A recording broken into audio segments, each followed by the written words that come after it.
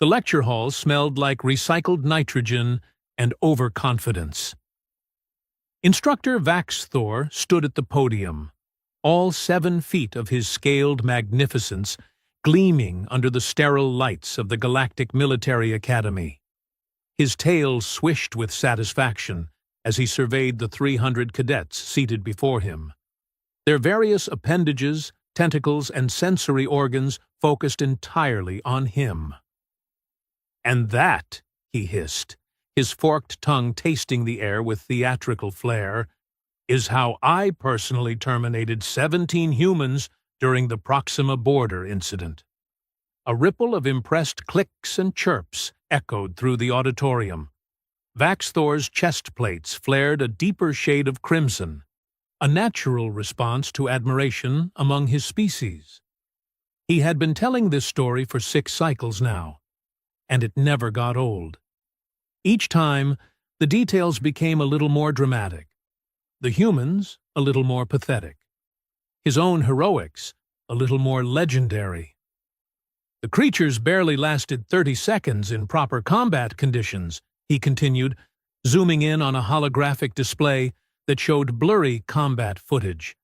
Their fragile bones, their primitive reflexes, their laughable attempts at coordination. It was almost merciful, really, ending them so quickly. A small, irritating sound interrupted his momentum. Someone was laughing.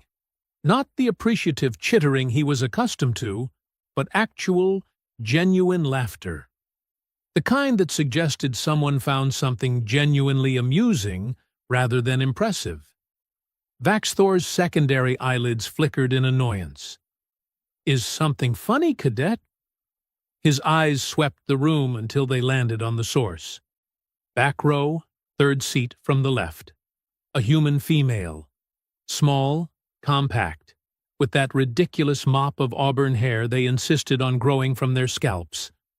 Her designation badge read, Cadet Kira Vance. She was leaning back in her seat, one leg crossed over the other, arms folded, and she was grinning. Actually, grinning at him. "Cadet Vance," Vaxthor repeated, his voice dropping to a dangerous octave. "You find the deaths of your own species entertaining?" Kira's grin widened. Oh, this was going to be good. She could feel it in her bones, those supposedly fragile human bones that her instructor seemed so obsessed with. "No, sir," she said, her voice carrying easily across the silent hall. "I find your story entertaining. There's a difference." The temperature in the room seemed to drop several degrees. Nobody spoke to Instructor Vaxthor like that. The Saurian was a decorated veteran, a 3-time recipient of the Crimson Talon, and the Academy's most feared tactical instructor. He had made cadets cry, quit, and, in one memorable case, voluntarily transfer to waste management duty just to escape his classes. Vaxthor's pupils narrowed to slits. "Please, cadet, enlighten us. What exactly do you find so amusing about documented combat encounters?" Kira stood up slowly, stretching a little. Every eye in the room swiveled to watch her. She was small by galactic standards, barely 5'6", maybe 130 pounds soaking wet. Next to species like the Crovar Warriors or the Titanborn Collective, she looked like she might blow away in a stiff breeze. "Well, sir," she began, descending the stairs toward the floor level where Vaxthor stood. "I counted at least 14 inconsistencies in your story. The timestamps don't match the official records. The terrain you described doesn't exist anywhere near Proxima 3. And," she paused, arriving at the bottom step and looking up at the instructor with those unsettling human eyes, "humans don't have green blood, which your footage clearly showed." Several cadets gasped. A Matharian in the front row made a sound like a deflating balloon. Vaxthor's scales rippled with color changes that indicated severe agitation. "Are you suggesting that I fabricated my combat record?" I'm not suggesting anything, Kira replied cheerfully. I'm flat out telling you that you're either lying or you're so incompetent you can't tell the difference between a human and a Verdani plant creature. Given that one has a skeleton and the other is literally made of chlorophyll, I'm leaning toward the first option. The silence in the room was now so complete, you could have heard a pin drop, assuming pins existed in zero gravity, which they didn't. But you get the point. Vaxthor's claws extended involuntarily. You dare! I dare a lot of things, Kira interrupted, which was rule number 1 of things you absolutely did not do to a superior officer. She was really going for broke here. Want to know what I dare right now? I dare you to a demonstration. A demonstration? Vaxthor's laugh was like rocks grinding together. Of what, exactly? Well, you've spent the last hour explaining how pathetically weak humans are, how our reflexes are slow, how our combat abilities are basically non-existent. Kira rolled her shoulders, loosening up. I think the class would benefit from a practical demonstration. You versus me. Right here, right now. Let's see if humans are really as fragile as you keep telling everyone. The room exploded into noise. Cadets were chattering, beeping, humming, and otherwise expressing shock in their various native languages. A challenge? In the middle of class? To an instructor? Was this human insane? Probably, yes. But that had never stopped Kira before. Vaxthor was trapped, and he knew it. If he refused, he would look like a coward. If he accepted, and somehow lost to a human, of all things, his reputation would be destroyed. But if he accepted, and won quickly, which was obviously what would happen, he would cement his legend forever. Very well, he said slowly, his voice carrying across the noise, silencing it instantly. But when I break you, cadet, and you wash out of this academy, remember that you asked for this. Sure thing. Teach. Kira was already moving toward the center of the room, where a clear space was typically used for tactical demonstrations. Just try not to take too long. I've got lunch plans. The other instructors should probably have stopped this. Someone should have called security, or the dean, or literally anyone with authority. But the 3 assistant instructors present seemed frozen in their seats, unable to quite process what was happening. This was unprecedented. This was insane. This was absolutely going to be talked about for years. Vaxthor removed his ceremonial instructor's robe, revealing the muscled, scaled body beneath. He was a predator, evolved from apex hunters on a Deathworld that made most planets look like vacation resorts. His species had conquered 6 star systems before joining the Galactic Council. He had personally trained thousands of warriors. Kira Vance, on the other hand, was wearing standard academy fatigues and boots that had seen better days. She stretched her neck from side to side, producing small cracking sounds that made several nearby cadets flinch. Rules? Vaxthor asked, assuming his combat stance. It was textbook perfect. Weight distributed, claws ready, tail balanced for quick movement. How about this? Kira suggested. You try to hit me. I'll show the class what humans actually do when someone threatens us. First one to yield or hit the ground loses. Acceptable. Vaxthor's confidence was returning. This would be over in seconds. The human was fast running her mouth, but that meant nothing in actual combat. Begin when ready. Kira settled into a stance that looked deceptively relaxed. Her instructors back on Earth would have recognized it immediately. Brazilian Jiu-Jitsu mixed with Krav Maga, seasoned with the kind of street fighting you only learned in the rougher parts of Earth's colony worlds. But to Vaxthor, she just looked undefended. Perfect. He struck like a viper, his right claw slashing in an arc designed to disable without killing. 300 pounds of scaled muscle moved with practiced precision. The blow should have connected with Kira's shoulder, numbing her arm and ending the fight immediately. Should have. Instead, Kira wasn't there anymore. She had dropped and pivoted, her smaller size suddenly an advantage as she moved inside his reach. Her elbow came up, striking precisely at the nerve cluster just below Vaxthor's forward armpit, a weak point that existed in most bipedal species. The instructor's arm went partially numb. Kira said, already dancing back out of range. You're slower than I expected. Age catching up with you? Vaxthor snarled, a sound that had made entire platoons freeze in terror. He struck again, this time with both claws, a combination attack that left no room for evasion. Except Kira didn't try to evade. She stepped forward into the attack, which was absolute insanity, and somehow threaded the needle between his striking arms. Her palm struck his chest plate, not hard enough to hurt, but hard enough to send a message. 2 openings, she said. I could have crushed your larynx just now. Well, if you had a larynx, whatever that breathing tube thing is. The instructor's eyes were wide now. This was not going according to plan. He had fought hundreds of species. He knew their techniques, their patterns, their instincts. But this human, this tiny human, moved like water.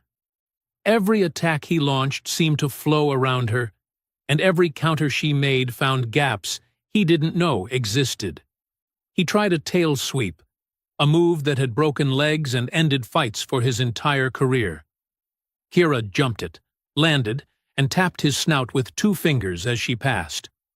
3, she counted. Vaxthor was breathing hard now, his scales flushing with exertion, and something that might have been panic. The cadets were dead silent, watching with a mixture of horror and fascination.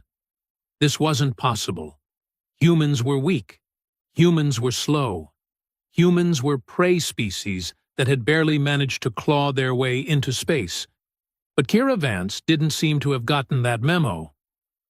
You want to know something funny? She asked, circling him now, forcing the instructor to keep rotating to track her. Every species in the galaxy makes the same mistake about humans. You see our size, our lack of claws or fangs, our relatively thin skin, and you assume we're weak. Vaxthor lunged again, faster this time, using every ounce of his considerable speed. Kira sidestepped, caught his extended arm, and used his own momentum to send him stumbling past her. 4. But here's what you don't understand, she continued, her voice conversational despite the fact that she was systematically dismantling an instructor's pride. Earth isn't just a death world. It's a death world that breeds survivors. Everything on our planet tried to kill us. The weather tried to kill us. The animals tried to kill us. Hell, the other humans tried to kill us. So we adapted. Vaxthor tried a different tactic, attempting to grapple. If he could get his arms around her, his superior strength would end this. His claws reached for her shoulders. Kira dropped low, swept his leading leg, and as he started to fall, she was already behind him. Her arm wrapped around his throat in a chokehold that would have made her Brazilian jiu-jitsu instructor proud. Not tight enough to actually choke him, just tight enough to prove she could. 5. Do you yield, or do we keep going? The great instructor Vaxthor, terror of the Academy, decorated veteran of the Proxima incident, stood there with a human less than half his size attached to his back, and realized he had 2 choices.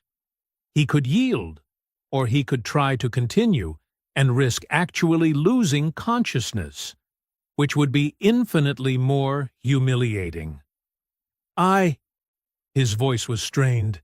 Yield. Kira released him immediately, stepping back and offering a hand up, which was somehow even more insulting.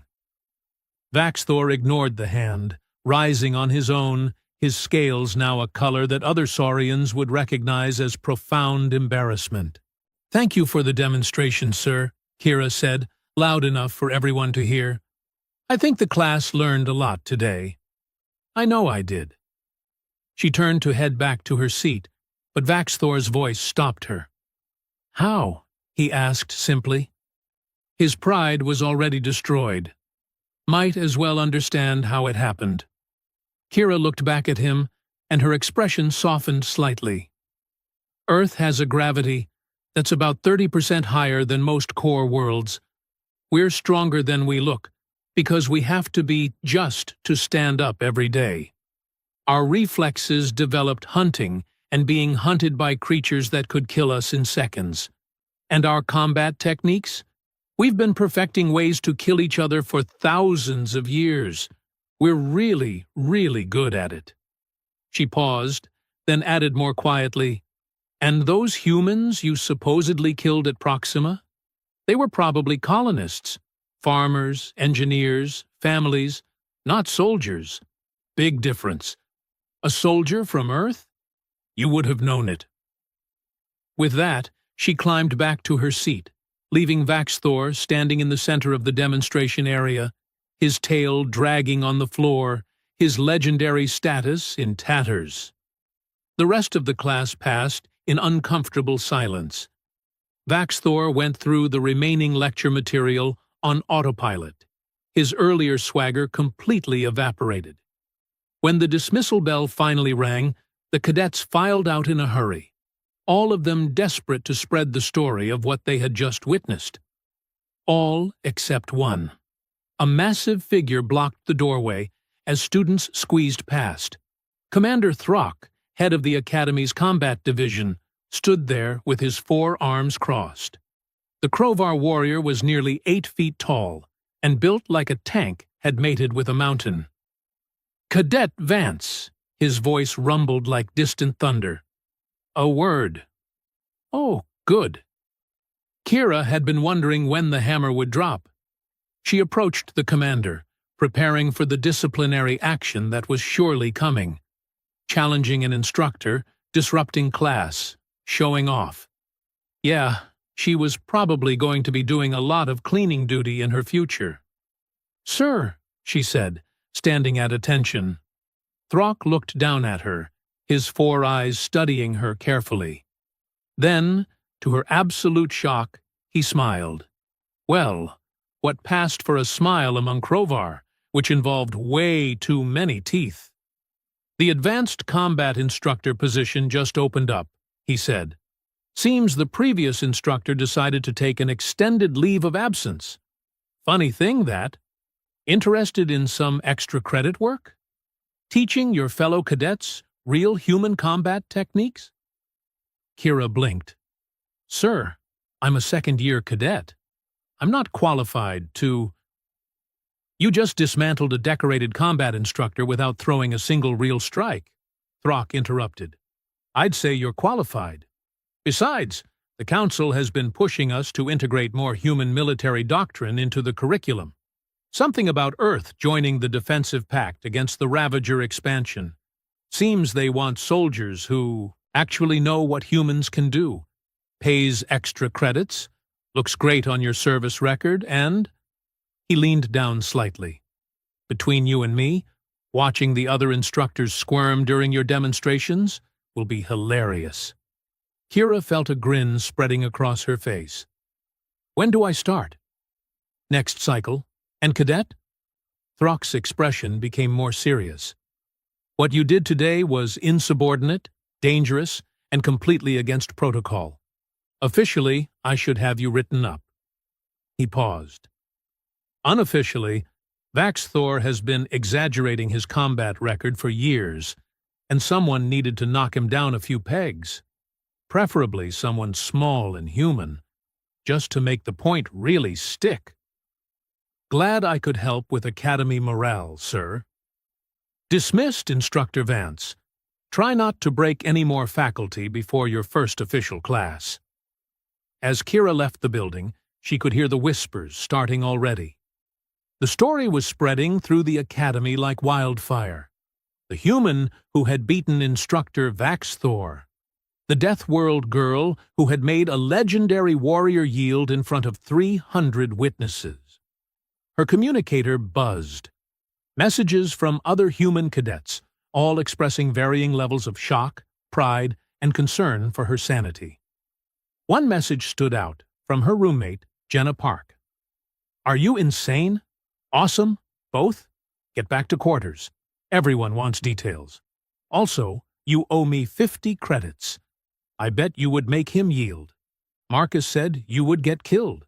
Shows what he knows." Kira laughed, typing back a quick response as she walked. The twin suns of the academy world were setting, casting long shadows across the compound. Somewhere behind her, Vaxthor was probably trying to figure out how to salvage his reputation.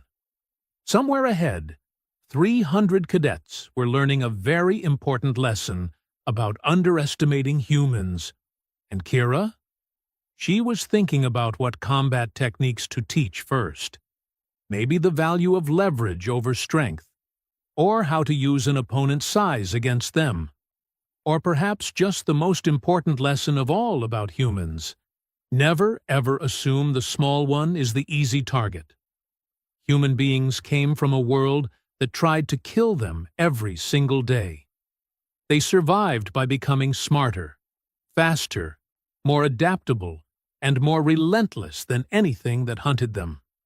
They learned to turn disadvantages into advantages, to use tools and tactics and techniques that other species never dreamed of. And now they were among the stars, bringing all those hard-learned lessons with them. Vaxthor had bragged about killing humans. Easy targets, he had called them. Fragile, weak, barely worth the effort. Kira had broken that illusion in less than 5 minutes, without breaking a sweat and without throwing a single strike that would actually cause injury.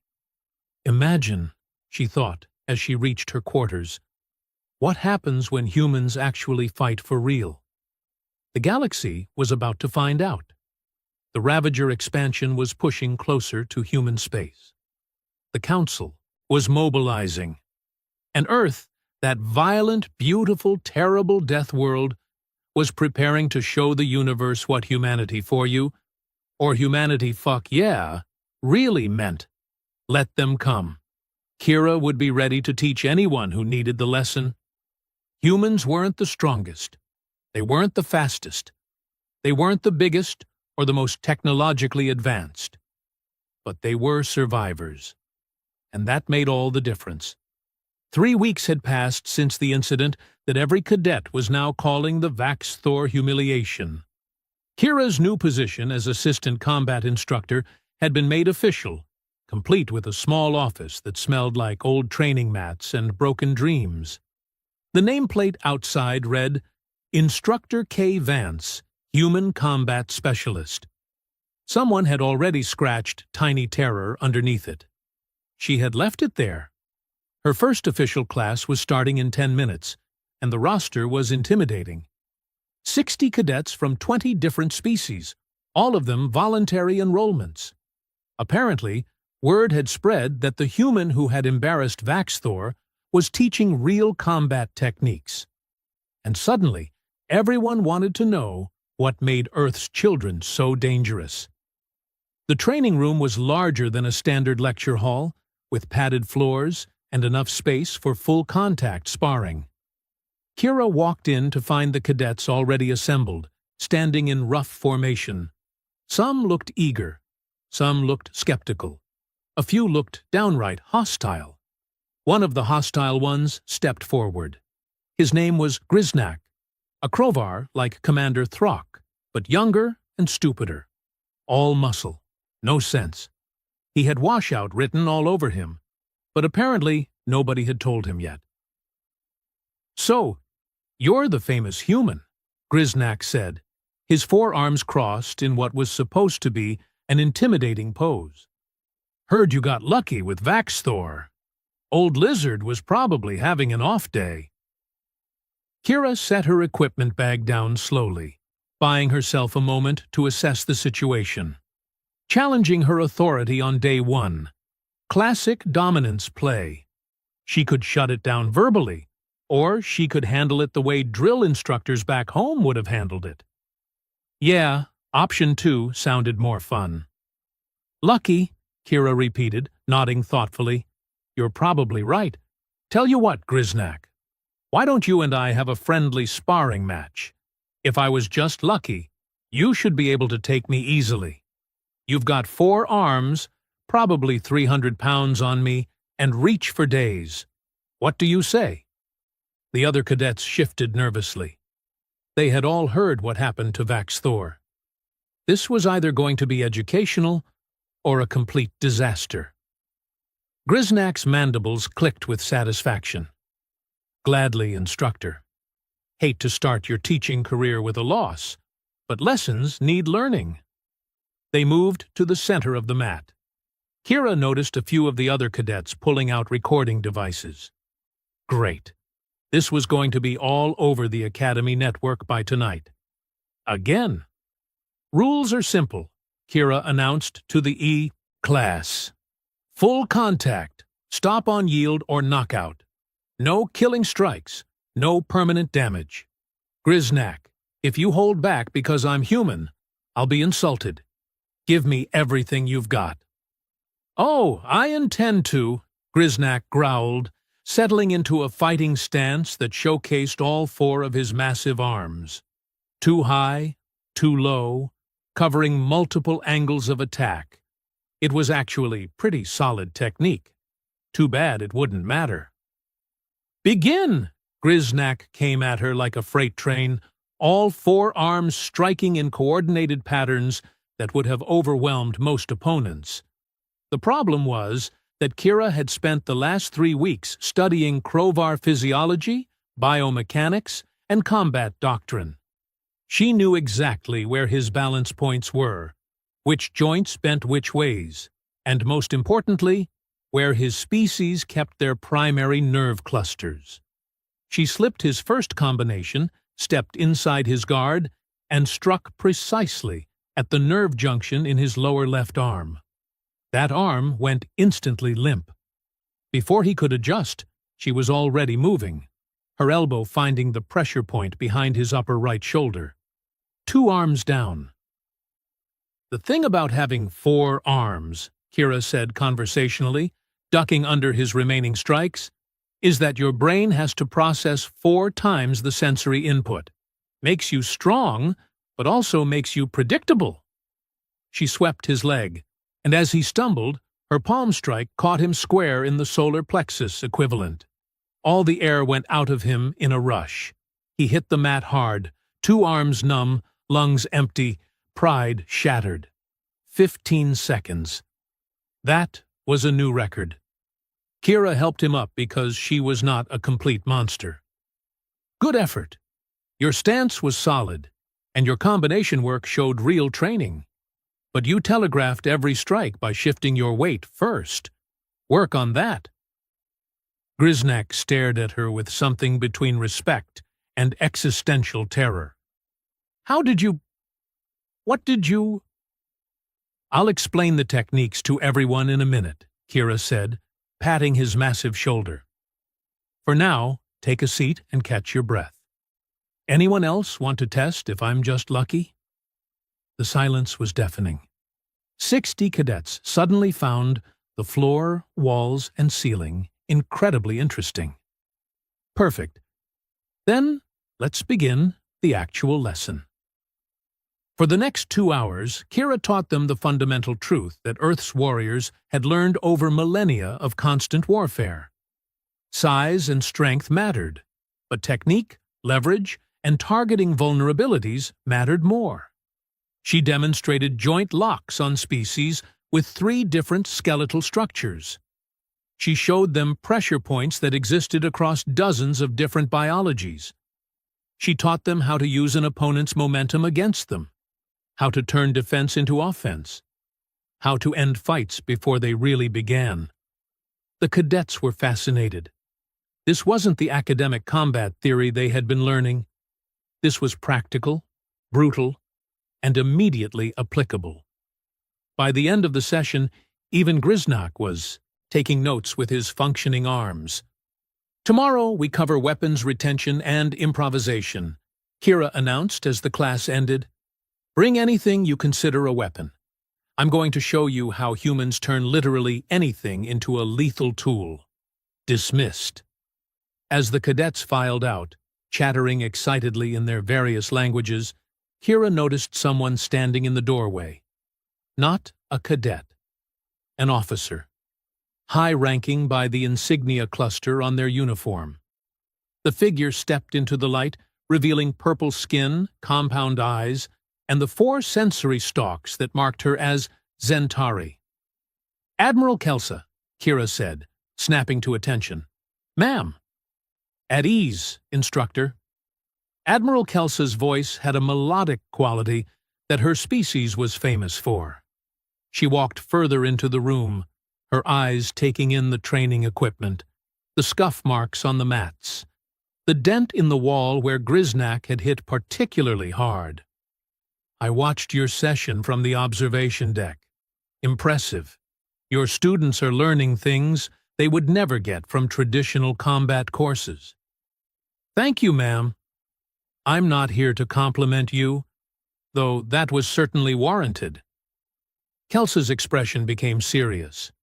"I'm here because the situation with the Ravagers has escalated. They hit another colony world last night.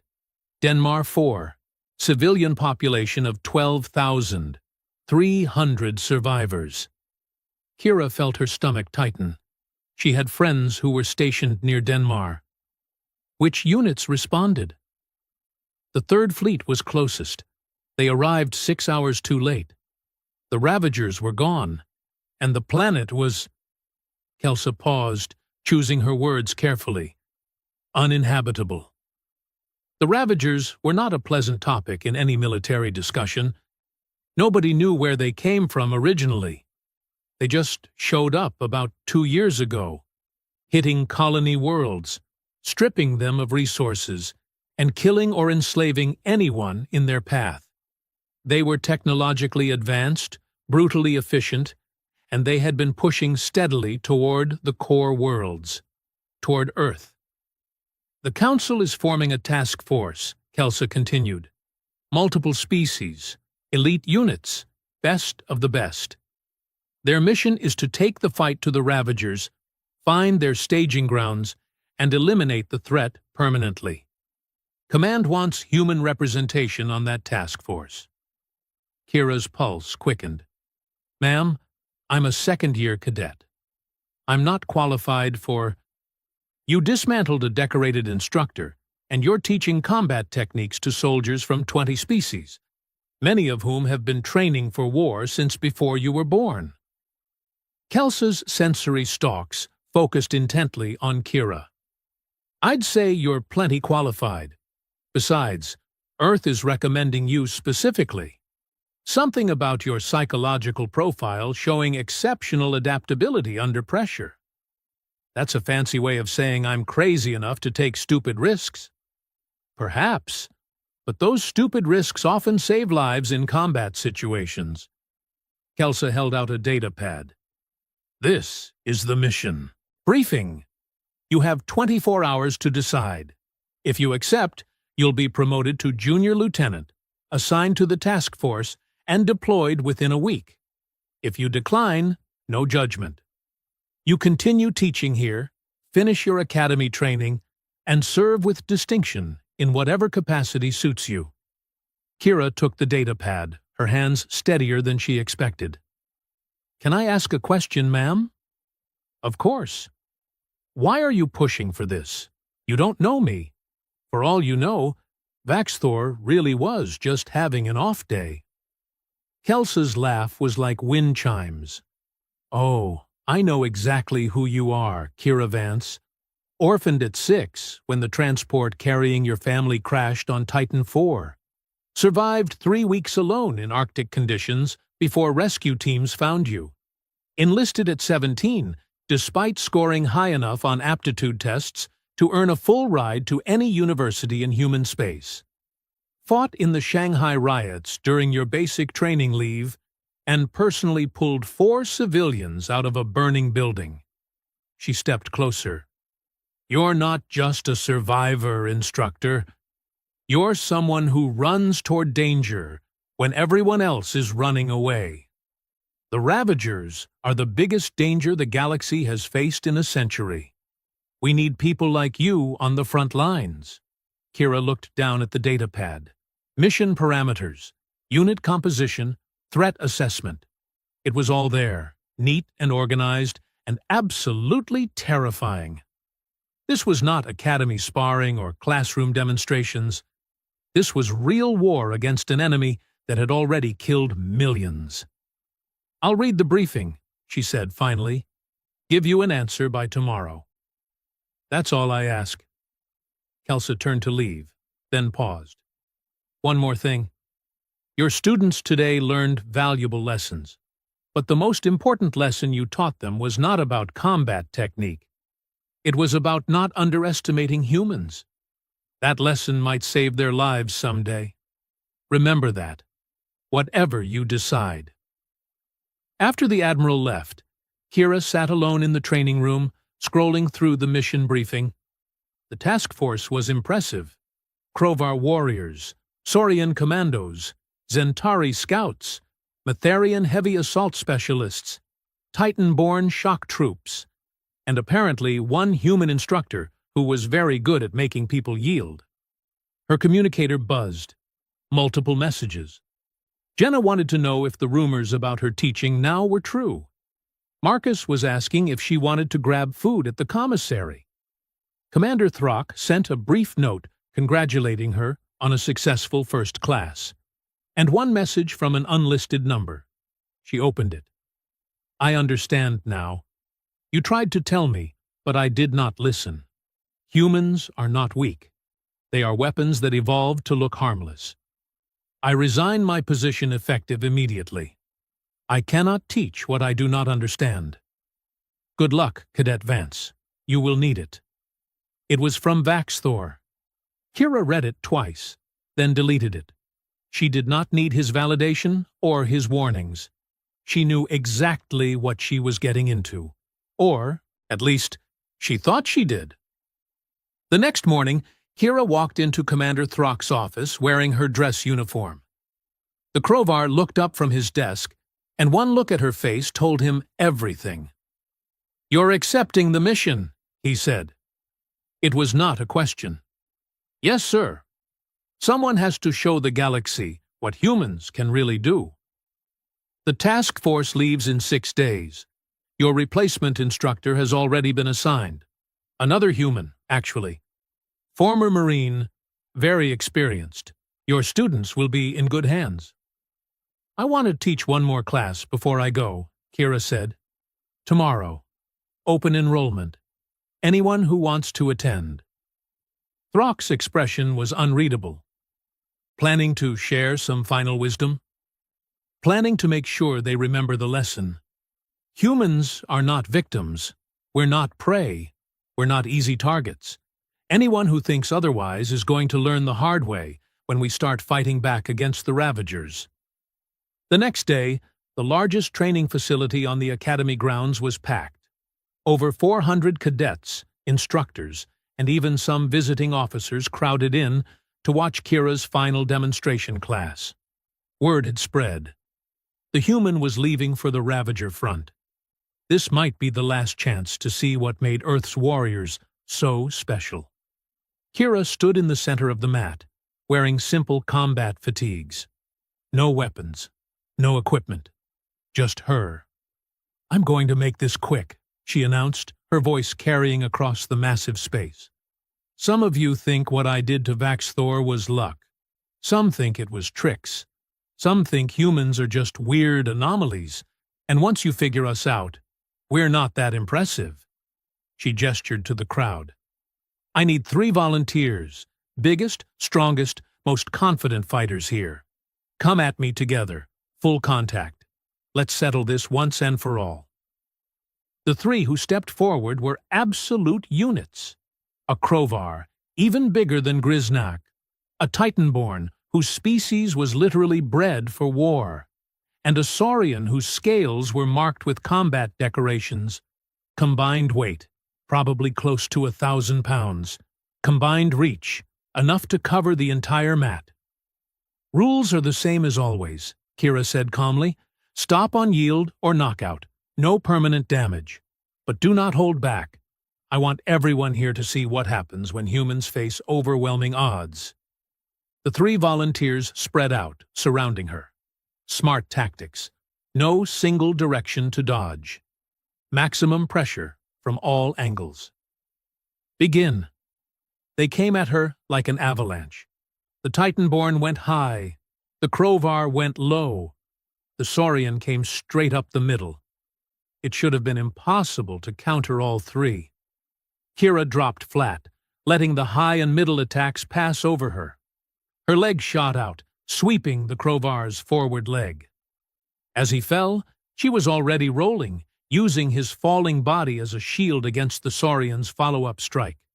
Her hand found the Saurian's wrist, redirected his momentum, and sent him crashing into the Titanborn. Before any of them could recover, she was up, moving, striking. Nerve clusters, joint locks, pressure points. Each strike was precise, calculated, devastating. The Crovar went down first, both lower arms temporarily paralyzed. The Saurian followed, gasping for air after a perfect solar plexus shot. The Titanborn lasted the longest, but even his legendary endurance could not save him when Kira got behind him and applied a chokehold that cut blood flow to his brain. 45 seconds. 3 opponents. All down. The crowd was silent. Then someone started clapping. Then someone else.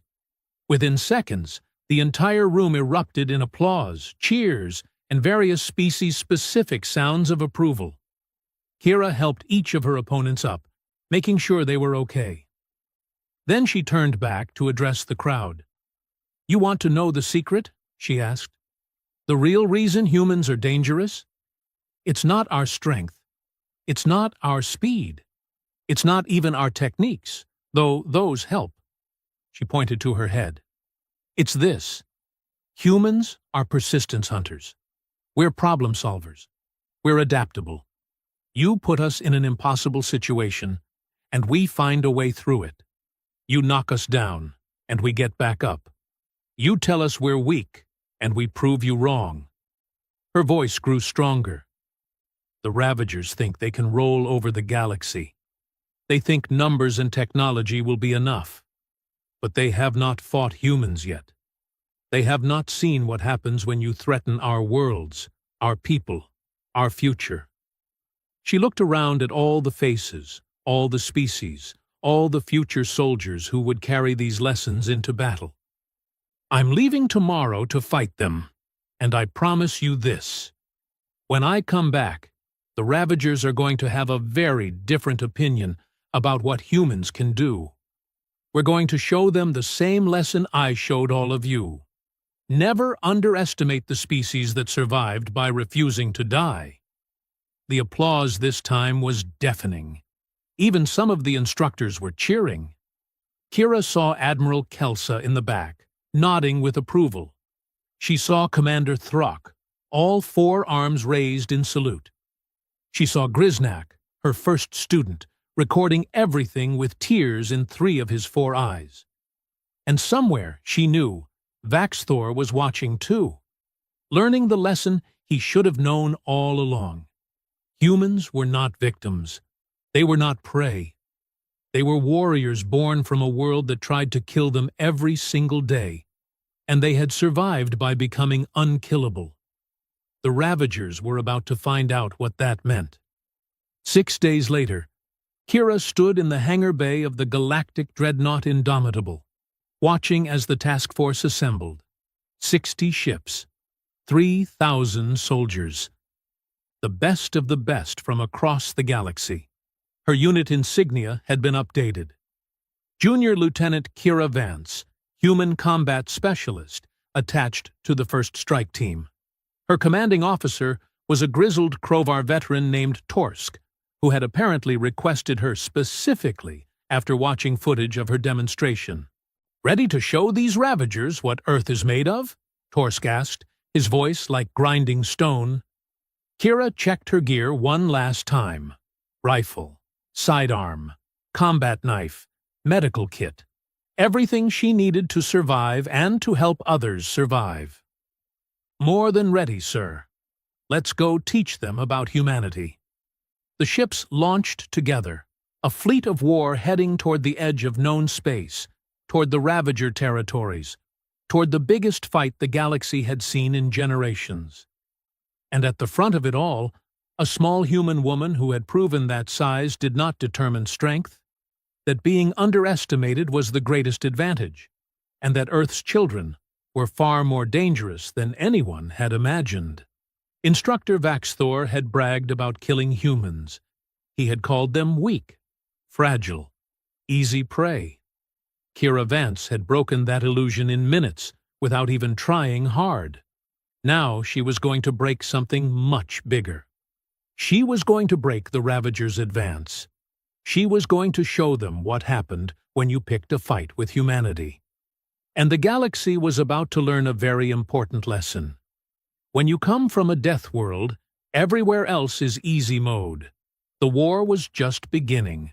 But for the first time since the Ravagers appeared, the galaxy had hope, because humanity had arrived, and humanity did not know how to quit. Kira looked out at the stars streaking past as the ship jumped to faster-than-light speeds. Somewhere out there, the Ravagers were waiting. They thought they knew what they were facing. They had no idea. Earth's children were coming, and they were bringing every hard-learned lesson from 10,000 years of survival with them. Let the Ravagers brag while they could. Their time was running out. Humanity was done being underestimated. The universe was about to find out what HFY really meant.